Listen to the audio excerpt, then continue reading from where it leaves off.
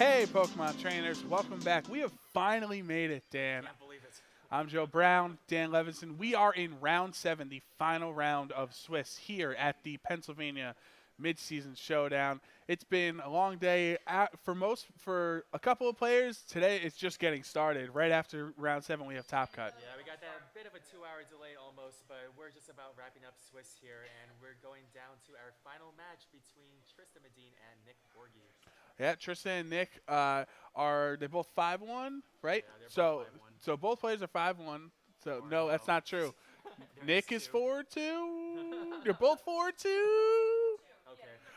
right. Don't listen to anything we say. Nick and Trista are both 4-2. So loser, not gonna make top cut, but can still get some CP. Winner has a good chance potentially of getting into top cut. Yeah, they're So fighting for that spot in for top cut, for the top 8, but also top 16 points. We got 68 players, so top 16 will be rewarded points for it. I also think Trista and Nick won the last 2 premier challenges of 2016, of the VGC 2016 format. So it doesn't mean anything now. I'm just trying to be cool. Yeah. Fun fact. Yeah, just adding up onto those points, that 500 CP bar for making worlds. So they're just vying for that spot and just gonna give it their all. Yeah, how hard is it to get to Worlds? You qualified last year. Yes, I qualified. I literally got all my points at mid-season showdowns. Like, I think it was 4 or 5 weeks in a row. I got points every weekend. It was pretty ridiculous, and I literally just stuck with my dual primals team, and I racked up over 200 points in like all those weeks. It was ridiculous. But Nice. going with this 500 points now really sets the bar high for players. Right. Maybe one day. Yeah, you'll get there. I hope so. I don't know. But hey, every year the bar gets changed, and we'll see how it looks like for next season. But right now, 500 CP, we do have a couple more intercontinental tournaments for players to get more CP added on, and mid-season showdowns are the best way right now. That first place, 50 points. So Absolutely. Every state's got that mid-season showdown, so definitely make sure you get to as many MSSs as you can because you have that limit of 4, so your 4 best finishes. If you win 4, that's going to help you out a lot. So sorry about that, but we have Nick Borghi on the bottom of your screen, Tristan Medine on the top. Nick has the awesome Pokemon Delmise, Tapu Fini, Arcanine, Garchomp, Tapu Koko, and Celesteela. Trista has Salamence, Gigalith, Alolan Marowak, Celesteela, Tapu Lele, and Porygon 2. A Delmise? yeah, Delmise, the anchor Pokemon, or you know what? It's more like a wheel, depending. Or no, it's an anchor wheel because it looks like it's one of those pirates, and getting that combination of anchor Right. wheel. I don't know. I'm just being corny Angel here. Miranda told me that the seaweed is the Pokemon, not the anchor Yes, in the I wheel. did see that tweet. So that blew my mind. This has nothing to do with analysis of the match. Not at though. all. We're just goofing around here. We got that last round coming up.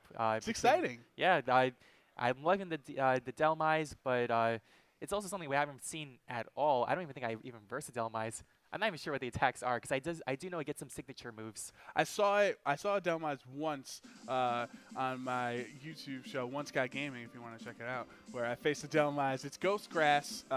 It's relatively bulky, and that typing is the same as Trevenant, and we saw Trevenant had some success back in Generation 6. So maybe Delmise can be the new Trevenant here in Gen 7. But let's get into it. Round 7 here at the Pennsylvania Midseason Showdown. Trista opened Tapu Lele Salamence, and Nick opened Tapu Fini Arcanine. Yeah, so gonna get those trade-offs of Intimidate on both sides, but already we're gonna see that Tapu Fini threatening the Salamence with a Fairy-type attack, Misty Terrain getting set up now, and Tapu Lele now getting that Psychic Surge. So Tapu Fini, the fastest of the Tapus out on the field right now. Yeah, that was interesting because Tapu Lele has base 95 speed and Tapu Fini has base 85. So that means Tapu Fini probably has full investment and Tapu Lele is more bulky. Yeah, exactly. But Salamence will be threatening the Arcanine right now, depending on what item it's being held, if it's carrying the Z Crystal, but instead we're going to see it go straight for a Protect. And that Protect if Arcanine goes for the Snarl. So it's super effective, or it's neutral, onto the Tapu Lele, but it's going to lower its special attack by 1 stage. Here is the Moonblast into that Protect, and Tapu Lele's Psychic in Psychic Surge should still do a fair amount there, and it gets a special defense drop, so that will do more next turn. Tapu Fini revealing the leftovers. Yeah, special defense drop onto that Tapu Fini will be decreasing its special defense, so Tapu Lele is free to go for a Psychic on it, potentially getting a knockout, but Arcanine also being able to dish some damage and trying to knock out that Tapu Lele, but Salamence also going for that Protect. Perhaps it might be has a substitute Protect set, but could be threatening that Arcanine. And we see a Z move coming out. So Trista is using that devastating Drake on the Salamence, which we see so commonly. Pretty much, I'd say like 90% of Salamence in this format are running the devastating Drake. If he attacks the Arcanine, it should do a lot of damage. I'm not sure about a 1-hit because Arcanine is pretty bulky, but it is not enough. So Arcanine survives in the red, and it's going to eat its berry, which is the Citrus Berry, and it's going to return with a Snarl. So Tapu Lele is -2 now. Even in Psychic Surge, it's still really not going to do too much with those debuffs. But Muddy Water connects on both, hitting Lele and Salamence. Will it get the accuracy drop? Yes, on the Salamence, it does get the... it gets both. It's a double accuracy drop. So Psychic onto Arcanine. -2. Not enough! Not enough for the knockout on Arcanine. That's a huge turn for Nick. Yeah, really big. Arcanine's still going to be able to dish out some more Snarl damage, but Trista may want to swap out here. Reset that accuracy drop she got on her Pokemon, and that Tapu Fini could still go for more spread damage with the Muddy Water in hopes of getting more accuracy drops. But Salamence could still just go for a Draco Meteor onto the Arcanine. But I don't know. I'd probably see the Salamence switch out. It could be useful for later and getting more of that Intimidates off. I mean, with Salamence here, it can't really do much. Obviously, can't Draco the Tapu Fini, so it's got to switch out in this situation. I agree with you. Porygon 2 coming into that Salamence slot. That download is going to increase its special attack. And here's the Snarl. Porygon 2 avoids. Tapu Lele is now -3.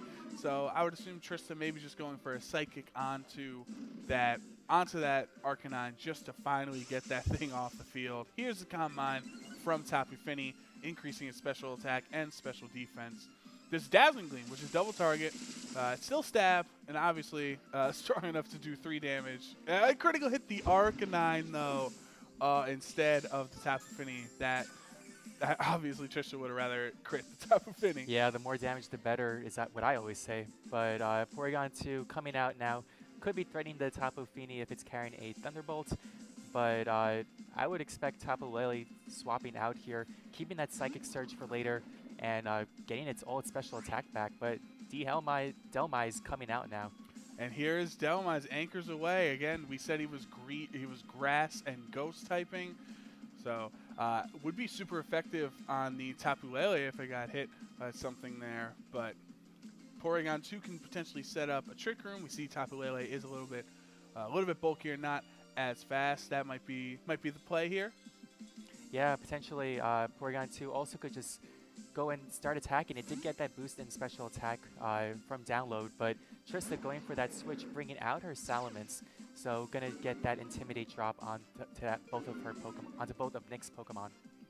So that Intimidate coming out, absolutely Trista had to get her Tapu Lele out to reset those stat drops. Here is the Moonblast, super effective onto the Salamence. What's his Porygon go for with that boost in his special attack onto Tapu Fini? There's a good amount of damage there, and the Power Whip, but Porygon 2 avoids. So it avoided a Snarl, and it's avoided a Power Whip now.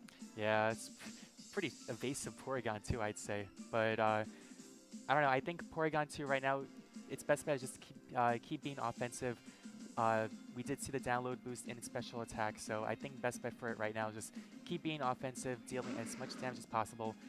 Alolan Marek now coming out, being able to threaten that Delmai's with a potential Flare Blitz or even a Shadow Bone. But Tapu Fini, I think it's best for just, again, keep finding those Muddy Waters. We get a Marowak now. It's super effective, so should be doing a lot of damage to it. Right, Marowak, both of its stab typing and Fire and Ghost would be super effective on the Delmize. But in switches the Garchomp. Marowak goes for a Protect, expecting that Muddy Water. Is that what he gets? Yes. Gonna hit the Porygon 2 here. Not gonna be evaded 3 turns in a row. Porygon 2 gonna take a little bit of damage and gets an accuracy drop. So you go for Trick Room. You don't need accuracy on Trick Room. Yeah, Trick Room getting set up now, and Trista's in a fantastic position. She has 2 very slow Pokemon out in the field. Ice Beam threatening that Garchomp, and even with the Marowak, could just double target if it thinks it might get missed the knockout. But with the boost though and download, it should be able to be fine depending on what item Garchomp is carrying. That's always the big question. If it's got that Groundium Z, then it's not going to be Focus Sash, and an Ice Beam can one-hit it. If it's got Assault Vest, and it's not going to be able to one-hit the Ice Beam. So Garchomp is such a broad Pokemon there. So many options. But Tapu Fini is going to protect here this turn. No Muddy Water coming out. Tri-attack onto Tapu Fini, which is protected. Here is the Shadow Bone also, so a double target into the Tapu Fini. That means that Nick's Garchomp was untouched this turn and gets a free Tectonic Rage off. Yeah, that was a really huge play for Nick, getting that prediction and Trista double targeting into the Protect. We're going to see a Tectonic Rage go off now, grabbing that Porygon 2, dragging it down to the center of the Earth. But depending on how much damage it's going to be, it was already at a quarter damage on it, but it's going to survive with another quarter there, as we're going to get that leftovers recovery for Tapu Fini. That Eviolite is just ridiculous. It's, a ground type, it's stab, the boost, and everything from Garchomp. It only did around 50%, but in this situation, Marowak, the double target into Tapu Fini, that hurt Trista pretty well because it wasn't able to get any damage off on Garchomp. Yeah, fortunately Porygon 2 does have access to recover if Trista has that move, but instead we're going to get the Tri-attack onto Tapu Fini. And the Shadow Bone, so this time around it does get the double target, or Trista does get the double target, successfully knocking out Tapu Fini. Does Garchomp go? Garchomp goes for the Dragon Claw into Marowak, so keeps it above 50%. You think potentially the Dragon Claw into Porygon as Delmize switches in? Maybe that would have got the knockout on Porygon too? Yeah, potentially that could be enough damage, but I think Marowak and Porygon 2 could just go ahead and double target onto that Garchomp, since it is the fastest Pokemon in Trick Room, so that's one option for Trista to do. Could also go for the Delmize with a Shadow Bone, being super effective onto it, so we're coming down these last couple turns with Trista being ahead by 1 Pokemon. It's going to be interesting to see how this Marowak handles the Delmize and vice versa, obviously. But Delmize goes first, and that Shadow Claw going off into Marowak will be enough for the knockout. Critical hit there. Obviously, don't know the calcs, but that critical hit did not hurt. And Garchomp avoids the Ice Beam, which Porygon 2 survives with couldn't be more than 1, 2, 3 HP on that side. Tapu Lele coming back out for the Psychic Surge, but that is drastically different if Porygon hits the Ice Beam. Wait, Porygon 2 just survived. I don't even see the health part. Right? It's got to be 1. Literally has to be 1, but it's 1 pixel. Yeah, this would be a perfect opportunity for Porygon 2 just go for that recover. It's literally just hanging on there by a sliver of health. Delmize will be threatening that Tapu Lele with potentially another Shadow Claw, so that's another option for Nick to be going for right now. Yeah, I think the Shadow Claw is probably the best bet. In this situation, Trista has the Marowak and Lele both weak to the Ghost typing. Might have to think differently in Game 2. But here's the Anchor Shot. That is a beautiful animation coming out from the Delmize there. Gets that knockout finally from that pesky Porygon 2. Psychic into Delmize does not even do 50%. Twisted Dimensions return to normal. Garchomp's now the fastest again, and if it has Poison Jab, this is GG. Yeah, pretty much. But with the Twisted Dimensions returning back to normal, Nick is looking in a really promising position. Poison Jab followed up by a Shadow Bone should keep up the game, but Garchomp revealing the Flamethrower onto Tapu Lele, doing about a quarter there, we're going to see that berry activate for Tapu Lele. Looks like it's going to be the citrus berry. Garchomp hitting Tapu Lele with the flamethrower. Tapu Lele has more health now than it did at the beginning of the turn. Yeah. And there is another attack onto Tapu Lele. That is enough, obviously, super effective for the knockout. So Nick Borghi is going to come away with game 1 here in round 7. Yeah, really good play by both Nick and Trista. I do think that it was a bit unlucky for Trista there not getting the knockout. I think also trying to get the recover would have been great for her as well. Right, but I mean, just even surviving really with like the 1 or 2 HP. But though we saw the muddy water early on in the match and or about halfway through, and didn't think anything of it. But then you really saw how important that accuracy drop was when Ice Beam did not hit Garchomp. Yeah, when you're trying to play and you get those accuracy drops, the first thing in your head is, should I be switching out? But then that means that my opponent is going to be getting free damage off of me, and then depending on what your weaknesses and resistances are like, you're going to have to be playing super careful because otherwise your opponent could just be taking advantage of those switches. So, and on top of that, Muddy Water could just keep increasing in accuracy drops. So it's really hard to play against that. I think Delma has put in a lot of work there for Nick. Obviously, as we were saying, with Tapu Lele and Marowak on Trista's team, they're both weak to the ghost typing. So maybe that might be something Trista might want to switch out. Again, Nick has Delmize, Tapu Fini, Arcanine, Garchomp, Tapu Koko, and Celesteela, and Trista, Salamence, Gigalith, Alolan Marowak, Celesteela, Tapu Lele, and Porygon 2. Yeah, but looking at the matches now between both players, I'm trying to think what Trista could do here because I didn't really see much of maybe changes that she could make. I think the Salamence did really good work, but I don't know. Maybe bring in... we didn't see any Tapu Koko, so we could bring the Celesteela. I don't know. I do want her to keep that Porygon 2, though. Or if Arcanine doesn't live with like 2 HP again Yeah. after its Citrus Berry. Those damage rolls are That would really also annoying. help Triss, Yeah, those pesky damage rolls. Yeah. I'm not really seeing Gigalith necessarily. Yeah. I would probably say either keep it the same 4 that you brought before for Trista, or switch out maybe Marowak for Celesteela. Yeah. Even Trista could just go straight for a quick trick room. That's also another option for her if she wants to try and lead in with that instead of going for the Salamence. But we're going straight into this match between Nick Borghi and Trista Medina. Yeah, let's see if Trista can come back here and force a game 3 in our final round of Swiss. Again, both players are 4-2, so one player with that 5-2 record has a strong chance of top cutting, and the other not so much, but still can get some CP out of it. Trista opening Salamence and Tapu Lele on the top of your screen, and Nick on the bottom with Tapu Koko and Arcanine. So right off the bat, Tapu Koko already threatening Salamence with a Fairy type move, potentially that Dazzling Gleam. But we're going to see all those Intimidates just like last game going right off on both sides. Tapu Lele now getting the Psychic Surge. So Psychic Terrain on the field. No priority moves from Nick if he decides to go for an Extreme Speed later on. But I think a really strong Dragon Z Crystal move. The maybe onto the Arcanine, just trying to get it knocked out. But as we saw earlier, it didn't get the knockout. So maybe you want to just double target onto the Arcanine. But there's just so many mind games. You want to go for the Protect. You want to double target onto the Arcanine. But then there's always that option. And of course, that Arcanine, it's so dangerous with that Snarl. Trista's Tapu Lele was -3 at one point, and that was pretty much the reason why Arcanine was staying around for so long. But Porygon 2 with that switch in, as does Tapu Fini, setting up the Misty Surge, so no Psychic Terrain boost for Tapu Lele here. 3 Tapus and a Porygon. It kind of feels left out. There's the Moonblast onto the Porygon 2. Does a solid amount of damage there, revealing that it is Life Orb. And here is the Psychic onto Tapu Koko, which will not be enough for the knockout. But if it wasn't Psychic Surge, it would have been.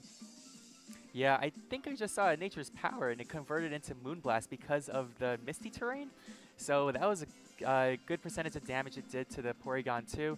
But feeling kind of left out for the poor Porygon 2. It's the lone duck as it sits out against 3 different Tapus. I don't think I've ever seen 3 that. island deities, if you will. Yeah. Yeah, that's kind of interesting to see it's very similar to like the Groudon, Kyogre, Rayquaza core back in VGC 16 when they were all on the field, but only one effect is being up. Here is that Celesteela. So Trista did make the adjustment, but there's the Volt switch into Celesteela. I don't know if it was a prediction or just the best choice for Tapu Koko in that spot, but he is going to switch out and do 50% damage to Trista's Celesteela. Probably switching out into Arcanine, I would assume, for the Intimidate. No, the Delmise this time around. So, again, Ghost Grass typing and the Moonblast into Celesteela. Not going to do really any damage in the slightest. Here's Tapu Lele's Dazzling Gleam. Not going to be enough. Again, just a really, really interesting turn there for Nick by switching out. By not only, he didn't just switch out, he had Volt Switch, so he was able to get super effective damage off on Celesteela and keep him safe and bring Delmise in. Yeah, I did like the adjustment for Trista bringing Celesteela out now, and we just saw it, so it's not carrying the leftovers. So curious what kind of items Trista's carrying on that Pokemon. Could be going for the offensive Life Orb set. I was seeing some Stone Edge Celesteela running around on Battle Spot, but even Flamethrower, an offensive Celesteela could make a difference against that Delmise. In comes Salamence here, getting that Intimidate off. What will the Tapu Fini go for? Potentially the Muddy Water just for the double target. No, goes for Calm Mind, wanting to increase its bulk a little bit, increasing its special attack and special defense by 1 stage. Celesteela goes for Rest. So that's a Chesto Berry Rest Celesteela. Yeah, that's pretty cool because so in terrain you cannot use Rest, but because it's a levitating, well, it's a flying type, so it doesn't get affected by it, so it can still do the Chesto Resto, as people like to call it. Oh, that's a pretty cool idea. And with that anchor shot, Salamence can no longer escape, so it's stuck in here against that fairy in Tapu Fini. Maybe go for Devastating Drake on Delmise? Yeah, potentially, but Delmise can also... I think Tapu Fini is going to be threatening the Salamence right now, at least. It could go for another Moonblast onto it since it's trapped. But Delmise can also... We didn't really see all the moves yet, what it might be having, what it might be carrying. But instead, we're going to be seeing a switch out first by Nick. I think there might have been a World Star recording in the other room. So I have no idea what's going on. But here comes the Arcanine with that Intimidate. Salamence protecting, not going for the Devastating Drake here. But Moonblast into that Protect, obviously. And Celesteela's Heavy Slam, who did it target? Did it target Tapu Fini? Yes, it did. It's a neutral hit, so not doing too much damage, plus the Intimidate. Yeah, we're going to get that leftovers recovery for Tapu Fini. But I think right now's a good time for actually just a Moonblast onto the Salamence. Great switch by Nick there. We'll be able to attempt a Fire-type attack onto that Celesteela, being a Steel Flying type.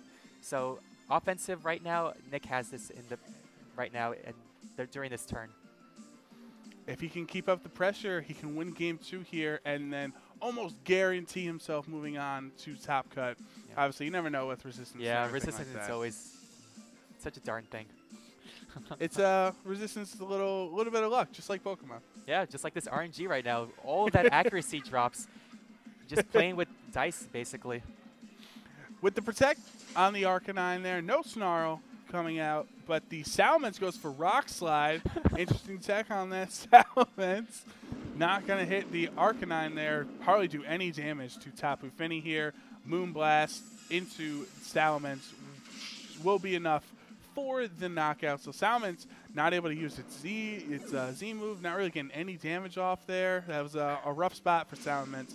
Another Heavy Slam into Tapu Fini, not doing a whole lot of damage. Yeah, going to see some more recovery for leftovers, but Trista is in a pretty tough spot right now. Arcanine still threatening it with a Fire-type attack, but we're going to see what Trista decides to bring in as her Pokemon to replace Salamence. Unfortunately, Salamence wasn't really able to get much damage off there. It did go for the Rock Slide, a move not very common on it, but it's a good way to try and get some of those good old-fashioned flinches. I remember using Rock Slide back in VGC 15. That was some fun tech, but wasn't expecting to see in 17 at all. Here comes Tapu Lele with that Psychic Surge ability. it is at neutral, and the issue is Arcanine will have a Snarl first, so we'll be in the same situation we were in Game 1, where the Snarl or the Psychics weren't doing enough damage. Yeah, all those Snarls just going to keep lowering that special attack on Trista's Tapu Lele, but Nick is still ahead by 1 Pokemon here. Celesteela could be threatening the Tapu Fini, but instead Tapu Fini is going to go for the Protect. There is that Protect. Did Celesteela go for a third Heavy Slam in a row? Snarl going to hit both Celesteela and Tapu Lele, lowering the special attack. The Psychic at -1 onto Arcanine. Is there a crit in Trista's chances here? No critical hit. Heavy Slam into that Protect. Yeah, so some more Heavy Slam damage, just trying to lower Tapu Fini back into the red, but Leftovers recovery we're going to see on it. I think the Snarl is still going to be threatening for Trista. She's just trying to put out damage onto Arcanine, but it's just going to keep lowering every time.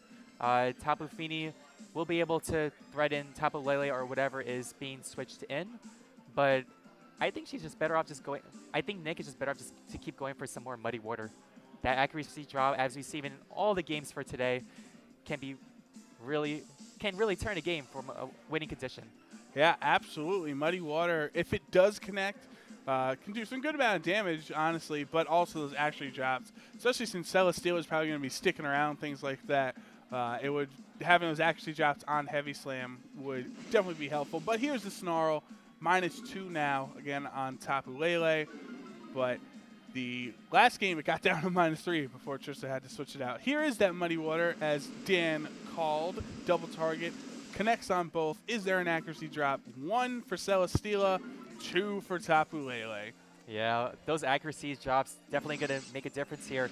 Psychic now going onto that Arcanine, taking it right under the yellow, but will be activating that Citrus Berry. I think Arcanine got to the exact same HP last time around with that. And Arcanine avoids that attack, so Celesteela, again, that Muddy Water coming in clutch already. Yeah, Celesteela missing the Heavy Slam onto that Tapu Fini, so won't be able to try and get it back into the red. And Tapu Fini just going to be free to keep firing those Muddy Waters here, as both Pokemon are going to have a hard time trying to get attacks off with its accuracy drop, as well as Tapu Lele's special attack being dropped by Snarl. So I think it's best for Trista to try and swap out a Pokemon here, as we see she does right now. And there comes the Porygon 2. Celesteela switching out that accuracy drop. Tapu Lele might have to switch out the next turn, just get rid of the special attack decrease and everything like that. Here's the Flamethrower. Not enough damage for the Tapu Lele, and it's revealing the Citrus Berry on the Tapu Lele, going back to roughly 50%. Moonblast onto Tapu Lele again, and it is not enough for the knockout, but Arcanine avoids another attack. Yep, that accuracy drops from Muddy Water just paying dividends for Nick here. Every single chance you have to avoid attack, I think I'll take it. Definitely. I'm going to start running the Garchomp, Sandvale, White Bright Powder, or whatever set. Don't remind me. All I remember, 2012 U.S. Nationals, it was the worst. I know Minaj was able to make top 4 at that U.S. Nationals with the Bright Powder, Sandvale, Garchomp. Yeah, I mean, you only get hit 70% of the time. Yeah. Plus, if you get Tapu Fini, oh my God, I'm going to run home right now and start building the team with Tapu Fini, Garchomp. But that's just me. Tapu Lele is going to get knocked out here, finally, for Trista. And Porygon sets up the Trick Room, so a bit of a turn of the tide, depending on who Trista has in the back. It's Celesteela that we saw. I don't think Celesteela can beat Tapu Fini, Arcanine, and the other 2 Pokemon Nick have. Yeah, really, it's going to be an uphill battle for Trista. I think it's best for her right now just to try and target that the Arcanine, because it will be threatening the Celesteela, but then you have to deal with the Tapu Fini and getting more accuracy drops in Muddy Waters. So it's going to be an uphill battle for Trista right now to try and recover. It's difficult, but obviously both players have played very well today at 4-2. Here they made it all the way down, all the way to round 7. So don't count either of them out for anything. There's that Tri-Attack into Arcanine in the red. Heavy Slam, no double target. Tapu Fini down to the yellow. Muddy Water is a double target. Really, honestly, the damage doesn't even matter. The real question is to get the accuracy drops. That's 1. That's 2, ladies and gentlemen. This is ridiculous. I don't think I've seen as many accuracy drops in my lifetime playing Pokemon. And we're getting the Toxic onto that Porygon too.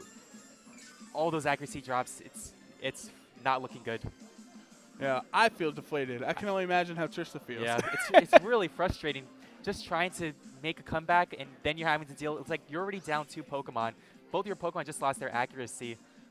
I don't know. And then your opponent still has 4 Pokemon left. It's just really tough. But shout out to Trista because her avatar does look very similar to her in real life. So, yeah, there's a plus. Pretty good resemblance. Hey, I'm just trying to be positive here at Liberty Garden. Yeah, all right. Totally. We're going to see the switch by the Arcanine now, bringing out that Delmise. Delmise, awesome Pokemon, MVP of Game 1, switching in here. Tapu Fini with the Protect. Tri-Attack does not affect Delmise because it is a Ghost type, and the Heavy Slam goes into the Protect. So if there's a chance Trista can get this done, it's right now. All that matters, she just has to get those. She has to break through those accuracy drops here. Yeah, really, accuracy is going to make a big difference here. Potentially for this turn, she may want to even just try and go for the Delmise if she wants to do the Ice Beam onto it. But it is part Steel, so it won't be doing super effective damage. Here's the Anchor Shot onto the Porygon 2. It is enough for the knockout. Even if it wasn't, would have been down to Poison at the end of this turn anyway. Here's a Flamethrower just for kicks onto the Delmise. Super effective. Not even below 50% health. That's very bulky. Also not really a lot of special attack investment. And the Moonblast into Celesteela in the red. I think Nick convincingly is going to win this set. Yeah, Muddy Waters really working out for Nick here. All those accuracy drops in the combination with Arcanine Snarl really set the battle in his favor. And the Shadow Claw onto Celesteela. Will that be enough for the knockout? Yes, so Delmise picks up the last KO of this round here in round 7. Nick Borghi wins round 7 2-0. He's now 5-2. He's hoping, fingers crossed, he can make Top Cut, come back on stream, and win the Pennsylvania Midseason Showdown. Yeah, really good play by both players. Really unfortunate because I do love seeing games go to Game 3. But it's really funny. Like, this isn't the first time we just saw this. We did see a previous round where it was literally just Snarls and Muddy Waters. Snarls and Muddy Waters. Yeah. I was gonna say that. So the meta has always been evolving every time, and every week it's just something, the new flavor of the week. But there's this dominating core right now with Tapu Fini, Arcanine, and what was Kartana, which obviously Nick is using to success with Delmise instead for the grass typing, that it's just so strong in this meta. Then you got your ground type Z, ground DMZ type user, and it's a really strong format for those type of Pokemon. I did like the surprise of the Rock Slide on the Salamence by Trista. That isn't something you see very common. So props to her, and I'm looking forward to seeing more surprises, more techs from future Pokemon, future sets, especially just like we saw in that previous round, Substitute Marowak. Oh my God, yeah. We saw a lot of really awesome stuff today in Swiss. It's been a lot of fun. This is it for me today. I've got to leave, go trek the snow behind us. So I appreciate you guys joining with me. Joe Brown, Dan Levinson. I will see you January 21st at King's Games for the Brooklyn Premier Challenge there. So again, Saturday, January 21st.